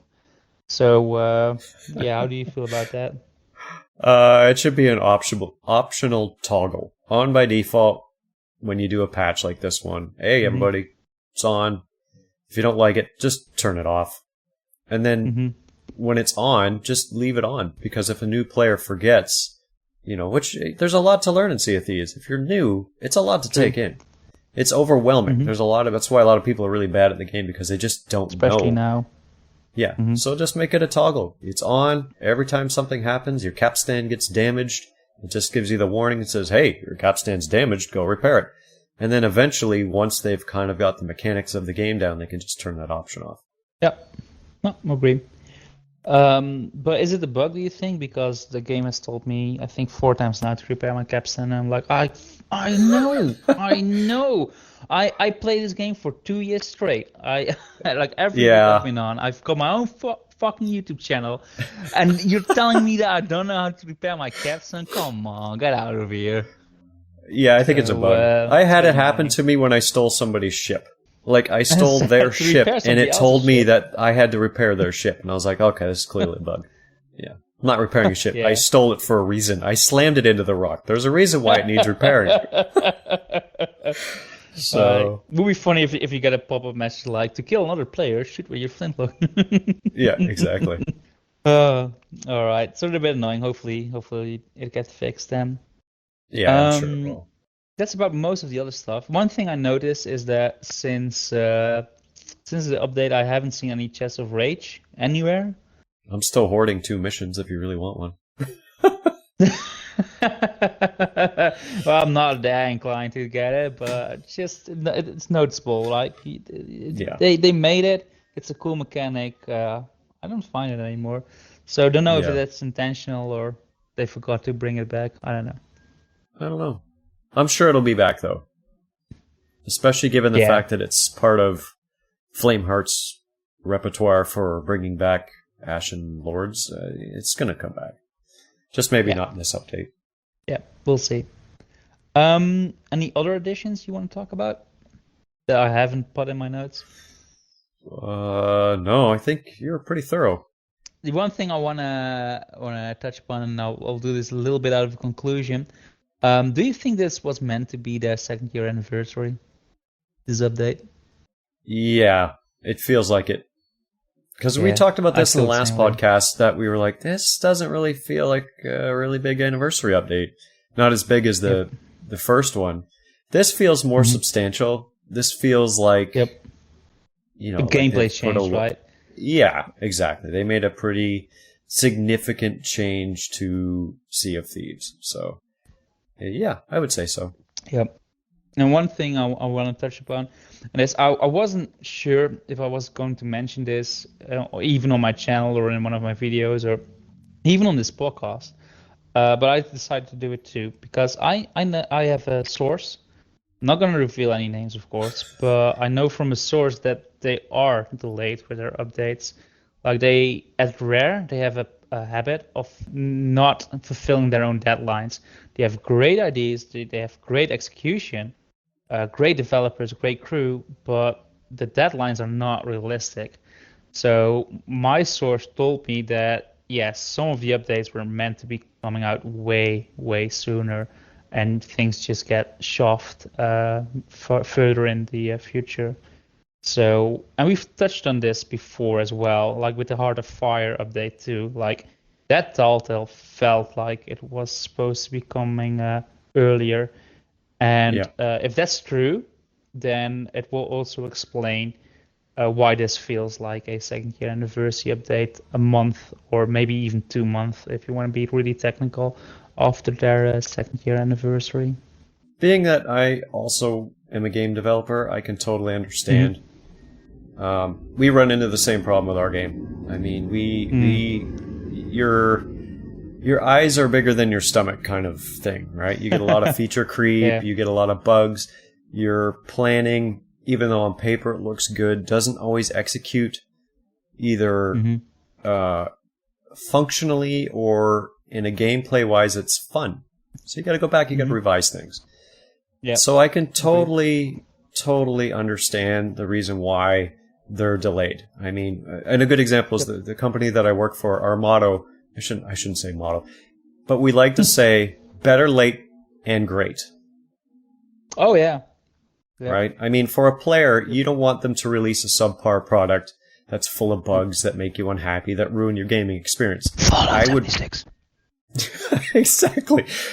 I would rather wait that extra month and be happy with what they have released and know that it was a good product than play with junk. Because if you give me junk, I'm not going to play your game. So indeed, I have no problem with Rare. And Rare does this for free. That's the other thing, too. People don't realize. It's free for them, right? Well, I mean, they make money from the Emporium, but they're not charging us for updates that are garbage. These are free updates, and they're good. I mean, Rare is doing some things that a lot of game studios should really look at and follow. And,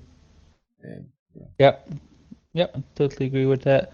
I don't fault them at all if they get behind the deadlines, as long as the content we get is really good. Especially with all these updates, they keep adding stuff. Like, I'm content. Like, I'm still playing this game. Like, I'm having so much fun. So, I'm not in no rush to get content. It's all good. Yeah, we have a lot to do now. Indeed, that too. Yeah, well, they keep us satisfied with the grind again, so. Yep. Exactly. All right, so that's a bit of the conclusion of our main discussion. Now let's go to the question segment, which I renamed in Messages in a Bottle because I thought that sounded piratey. Ooh, very nice. So let's open up some bottles. Let's open the mixer bottles first. We got some questions from Whipped, only Whipped at this moment. He asked us our thoughts on the Steam release of Sea of Thieves, like what would you feel about it coming to Steam. And to answer that, you should re-listen this podcast on YouTube, and your answer will be there at the beginning. I could give it. I'll give it to. Yeah, go. You can answer it. All right. Wait, he made the effort. Well, actually, it's funny. He and I already kind of talked about this, but it's good. It's going to bring in a lot more people. We're going to see, especially on PC servers. We've talked about the PC servers feeling like they're pretty lackluster. And Steam's going to be all PC. We're going to have a lot of people coming in. That is a huge market for them to get into. Now, granted, the players are going to be terrible. We're going to have a lot of swabbies for about a year. But I think it's going to really inject a lot of new players into the game. I'm very excited for it. Yep. New players is always a good thing. He's also asking us about our thoughts on PvEers crying a lot on the forums and social media. You want to take that one? I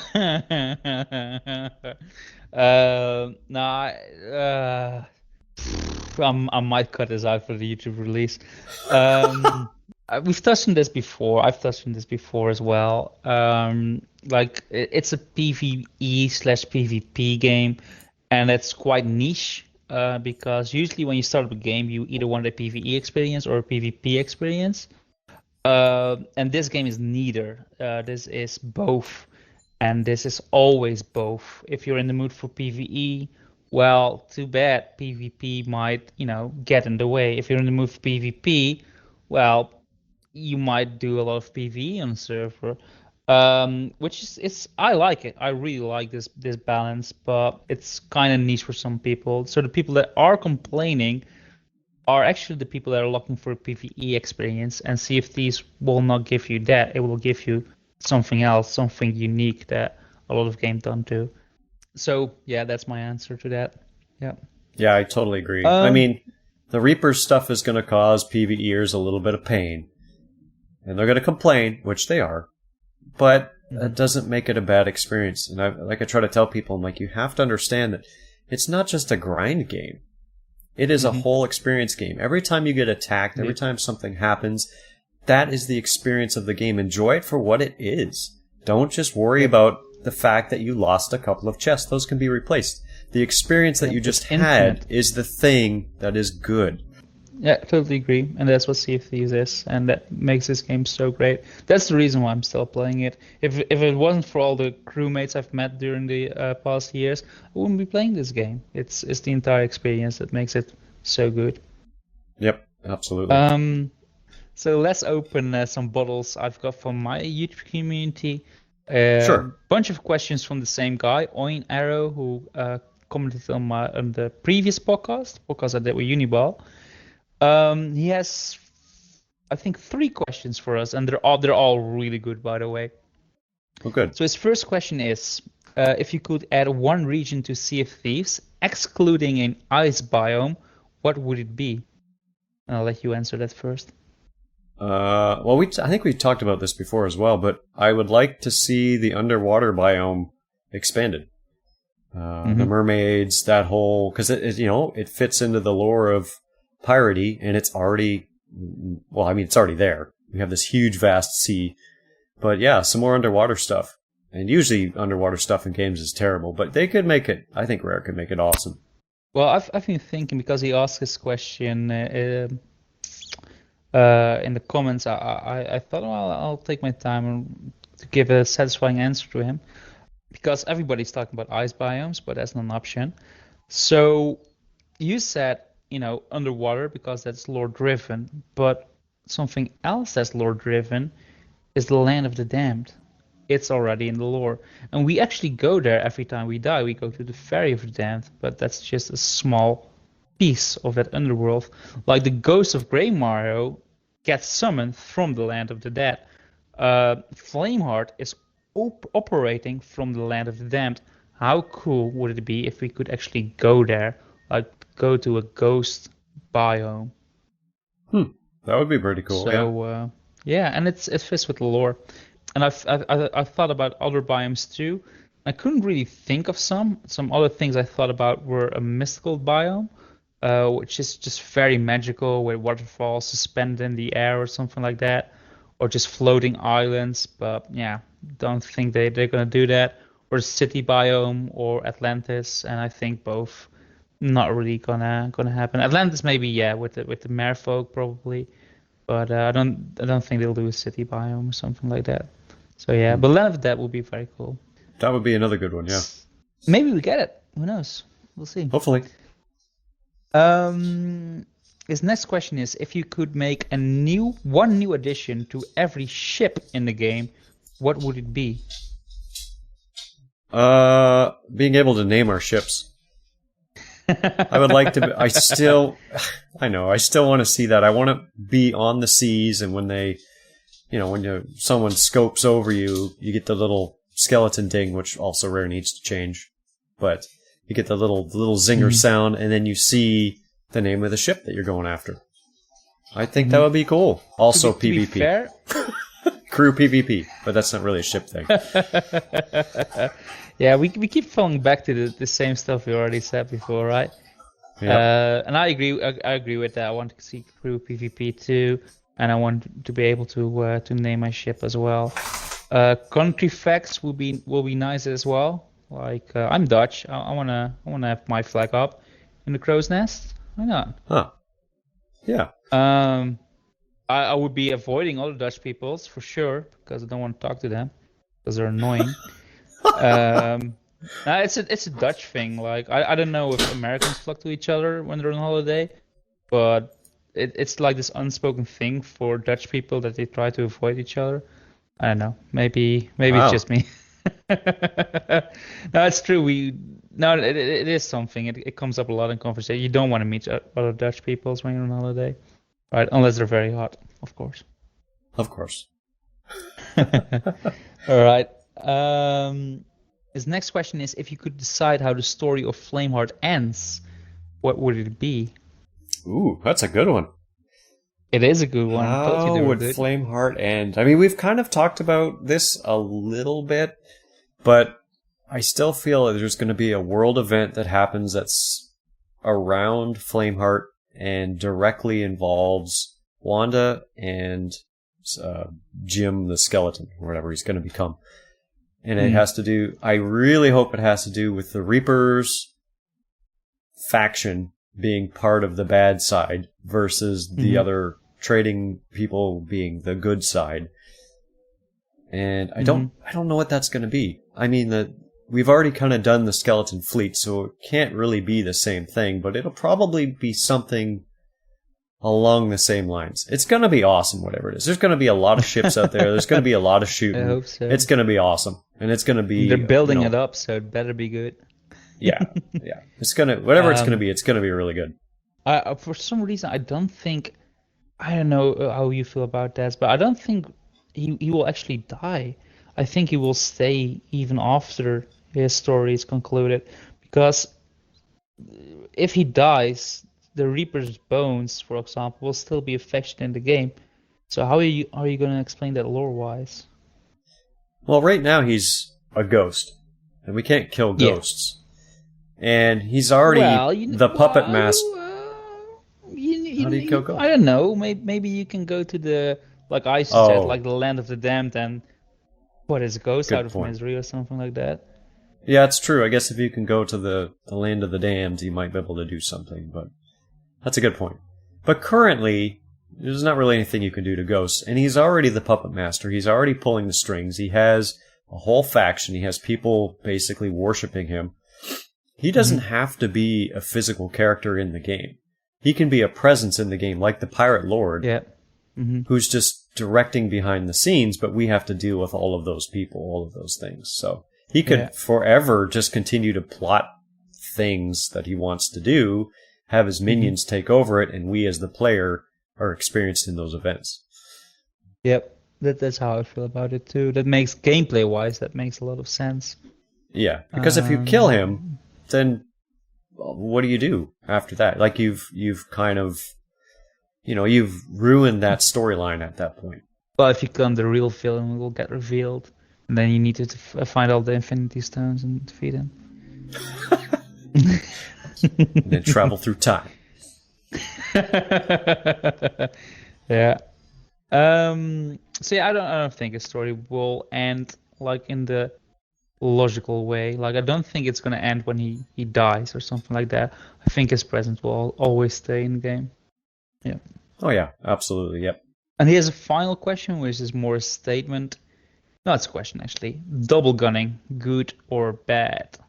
I'm totally fine with double gunning. People get super upset about it, but you know what? You can handle a double gunner. They're not that hard. I mean, if you play enough, you know that macro timing, you can dodge their bullets. I do it all the time. And now with that sword buff, as soon as they miss those shots, you're up on top of them. They will not survive. So if you're not good at PvP, double gunning is a nightmare. Absolutely, I agree. But if you PvP a lot and you're aware and you know what's coming, you can absolutely avoid it. Yep. Unless if they're really good. Yeah. Yep. Or cheating. Or aimbots. Yeah. There are some exploits that PC people can do, especially when it comes to double gunning. I don't know if they're still in the game after this update, but there are some exploits. And that makes double gunning feel unfair, but if you take those exploits away, then it's just another way to play the game, I feel. This question was asked before the cutlass buff, by the way, so keep that in mind. I think maybe he wouldn't have asked this if the buff was there already. But yeah, the way I see it, it's just another way to play the game, and you can avoid it just like everything else. We've got another question from Mixer, by the way. Captain Slim Shanty is watching. This might up, be, Slim? well, it is it is a joke question, I know, because we had a discussion when I played with him yesterday. And he showed me his Ashen Sword, which he's gotten from the Forsaken Shores event. So not the update, but the event that was there not that long ago. Where if you did, visit all the islands, got all the journals again, you would get the Ashen Sword. But he is of a mind that this Ashen Sword is a different Ashen Sword than the original Ashen Sword. And I was like, no, you're wrong. So, fuck. It's the same sword. What's your answer? It's the same sword. I told you. Because I know exactly what he's talking about. I logged in during the anniversary week to go get that sword. And when I looked at granted, I should say, I've only seen the icon for the picture. But the icon for the picture of what you receive as your result is the exact same icon of the sword that I already have. So I just didn't do it. Yep. No, that's what I saw. And he showed me the sword in game too. It's the exact same sword. It is, so you're wrong. And you owe me apologize. And $10. And I think the drum is the same too. If you had done the Megalodon event, that where was you had my to kill argument too. 3 or and 4 was megs. Like, yeah, the drum is the same. It's like, why would he make the drum the same and the sword different? It doesn't make any sense. But, yeah, no, sorry, Slim. All right. Next time we play, we can pull out our swords and we'll look. And we'll see. Is that in any window?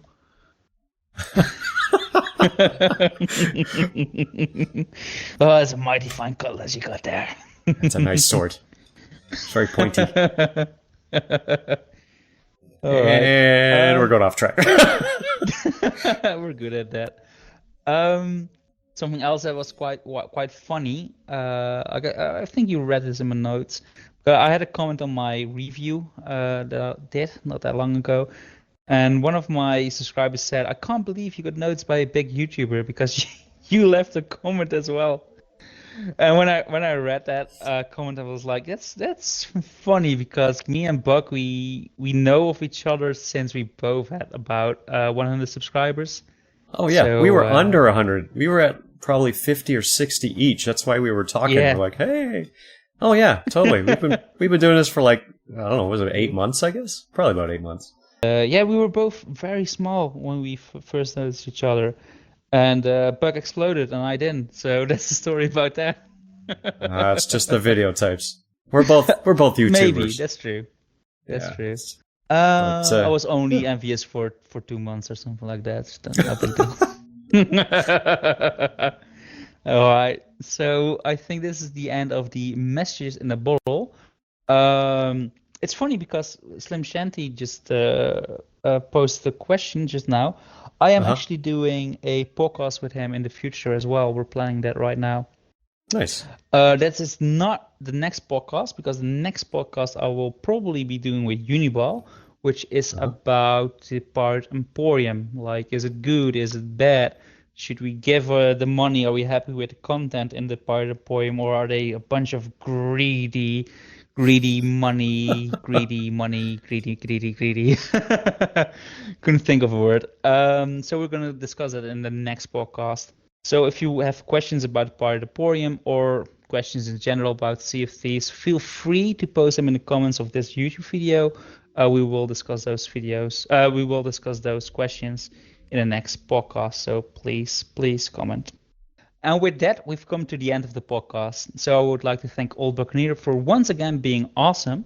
And can you tell our listeners where they can find you? Yeah, absolutely. I can be found on YouTube under Old Buccaneer, all one word, or Mixer, same name, or Twitch, same name. All right, beautiful. And please check him out. He does awesome content. I myself can be found on this very channel you are listening to this podcast on. So please subscribe if you don't want to miss any future podcasts. And after that, go to Old Buccaneer and subscribe to his channel as well. Yep. So if you want to listen to us live, you should follow Captain Blubber on Mixer. That is Captain Blubber without a space in between. You should be able to find me, and you should go get a notification whenever we go live. I don't really do streams, but I do podcasts during Mixer, at least when it's working, because it never seems to work. All right. And if you want, you can stay for our after show, but if not, that's fine too. So thanks again to my amazing guests, and I hope you, the listener, will have a great rest of your day. Stay safe, wash your hands, and take care. All right, bye-bye. All right. Bye, everybody.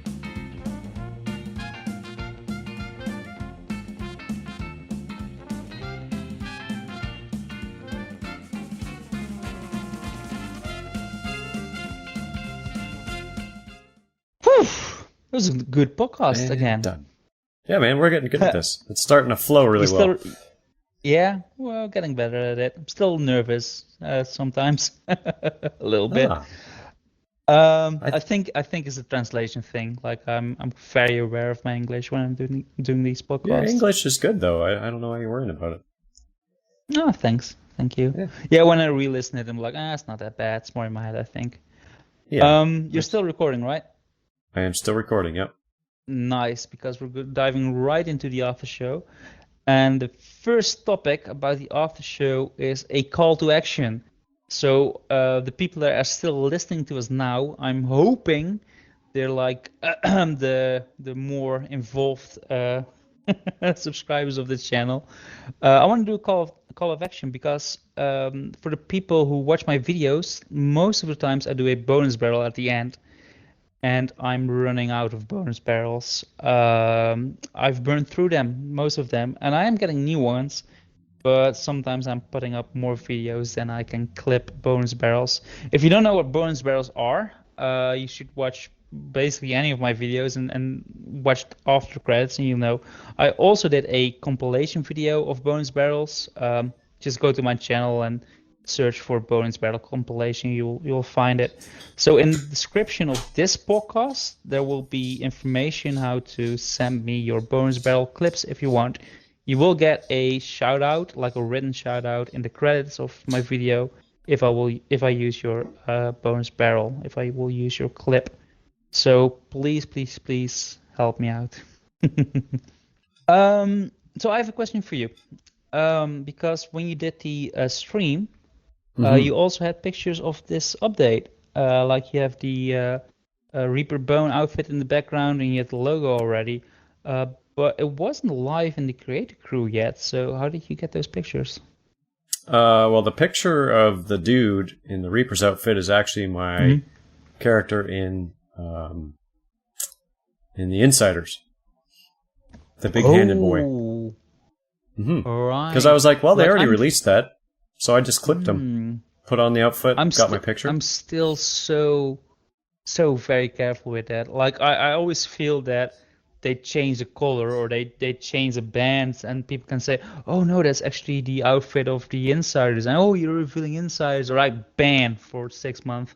Like I'm always avoiding that. Well, so, that makes sense because you're in Insiders a lot. I mean, you've unlocked all of the stuff. I literally logged in just so I could get my character. I made the character for that screenshot. Just so I could get the outfit so I could put them on there. Because they already released those outfits. They were in the trailer. So I'm like, it doesn't matter. I didn't want to release anything that wasn't already available. Yeah, I get that. And then I'm sure, I blurred them too. It's fine too. Yeah. I didn't think they would care about that. Because it's the outfit that they're literally showing the day that I've put my thing out. So... Yeah, but people did comment on the size of my dude's hands. My guy's hands are enormous. And he looks like Jesus with his clothes off. It's hilarious. I'll have to take a picture of it and show it to you. He has like these... Jesus with his clothes off? Yeah, like you know how your default character comes in?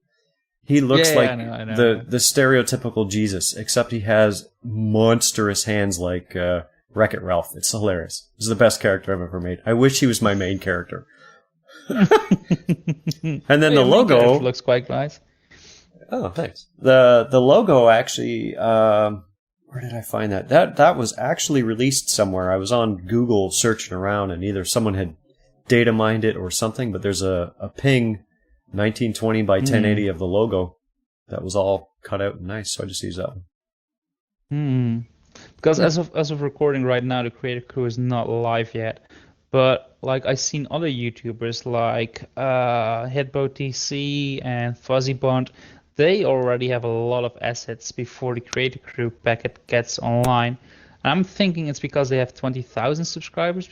Because if you have 20,000, you can become a partner of Rare, of Sea of Thieves. So I think if you are a partner, you get the asset specs way sooner. Sooner. I don't know if Yeah. you know anything about that. I would assume they probably do, because these guys are involved in like the Twitch drop streams, and it's an advertising thing for Rare as well to draw attention. So it would make sense that they would give these guys the assets they need before they do the stream. Yeah, I wish I could get it too. If the people who are watching make sure they subscribe to my channel, you can help me get to 20. I just hit 10. Yay! You hit 10, damn. The last time I 10's not enough, though. I need 20. Come on, people. Oh my god, I would never get there. I'm still growing though. I'm creeping up on a 1K now, so I'll be happy with that. You'll get there. You'll get there. Yeah, I'll get there. And but the thing is, like, I want it for my update reviews, right? Because I need to do it in a very short time frame. And usually Creative Crew gets released after I've done my update review, and was like, all these great pictures I could have used for my review, and I couldn't. So yeah, I wish I could. Yeah, I agree. It would be nice for sure, because there's been times where I've wanted to show stuff as well, and I'm like, well, I can't go into Insiders and capture any of this, so it's too risky. Like, you kind of have to just wait, or you got to use the trailers that they release, which I know you've used that as well as clips. Yep, I mean, that's really all they have, which is yeah. If Rare was smart, they would release clips that are okay to release beforehand for content creators, so that content creators can at least show stuff that the rest of the community hasn't seen. That would be nice. Yeah. But who knows? Maybe later. They have a lot they have to do, I can imagine. If they're delayed on their updates, they're not worrying that much about getting the Creative Crew asset packs out there is not one of their priorities. I think that's definitely lower on the list. So, all right.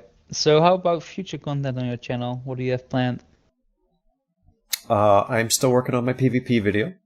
That is coming along. It's going to be good when it's done, but like I said, I always like to show...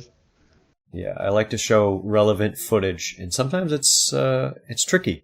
But I have a lot of really good footage. I may just forego some of the elements I wanted to talk about to get the footage out, so... But yeah, there's that. You can always do that. Yeah. I mean, I've done that too, in certain videos that I wish I could get a clip of that or that, but it's just not happening. I'm like, all right, I'll cut it out and I'll put that in another video for later when it works too. Yeah. So I might do that.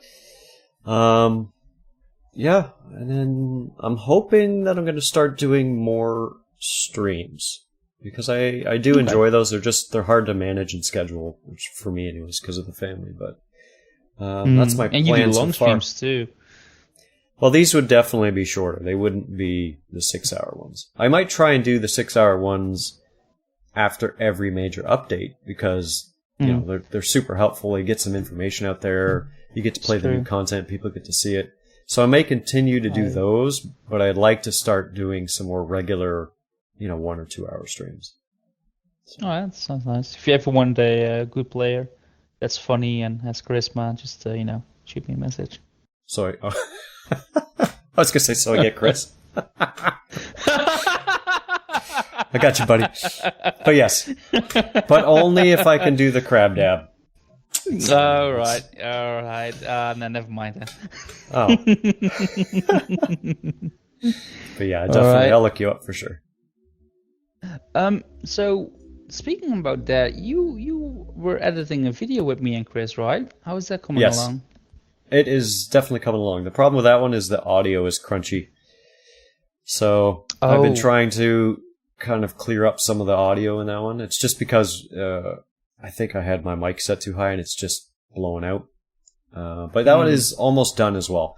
That was going to be my last video, but then that Fort of the Dam came up and I was like, oh, this is too good not to release. So yours is definitely next in the queue.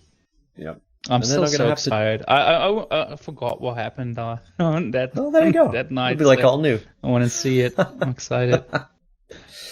Yes, it's coming. Nice. But you talked about audio. I don't mind editing video. Like, that's fun. That's one of the reasons why I started a YouTube channel, because I like editing. But getting my audio right, like if something is not working properly, or there are cards, and getting all that stuff filtered out, always a hassle. Like that's the aspect of being a YouTuber that I don't like editing my audio to get those noises and stuff out and getting the levels right. But Yeah, exactly. oh well. Oh, I'm getting better at it. Like it's not bad all the time, but sometimes when it's not working, or for some reason your program is getting your piece way harder than intended, and it can be a bummer sometimes. Absolutely, I agree with you. It is a pain. So yeah, PvP video, video, I should say, and more streams. Interesting. Yep. How about you? Good stuff. More of the same. Like I tend to do a lot of Sea of Glitches and update reviews, and they go over well, and I really like making those. So, but yeah, I'm doing more podcasts because I'm gonna do one with Slim Shanty in the future, which is really nice. I'm gonna do one with Uniball, not that far in the future. I'm probably gonna write the script after this podcast get online. I'll start writing the script for that one. And I'm gonna do another Sea of Glitches, which will be releasing this Saturday. So that's already done. It's uploaded, nice. So that will be releasing Saturday. And after that, who knows? I'm writing a script for more stuff things you might you might not know about Sea of Thieves. Maybe that will be the video after that. But I'm not gonna make any statements on that, so don't quote me on that. But it is in the works. Yeah. And I think that's the end of the Aftershow, right? Unless you want to talk about something. No, I think I'm pretty good. All right. Rolling in here at the 2.5 hour mark, so I think we're in pretty good shape. I think I've got some editing to do. Yeah, definitely. All right, so whoever is listening now, thank you very much for listening to the podcast all the way to the end. I just hope you have a great rest of your day. So stay safe and take care. All right. Bye, everybody.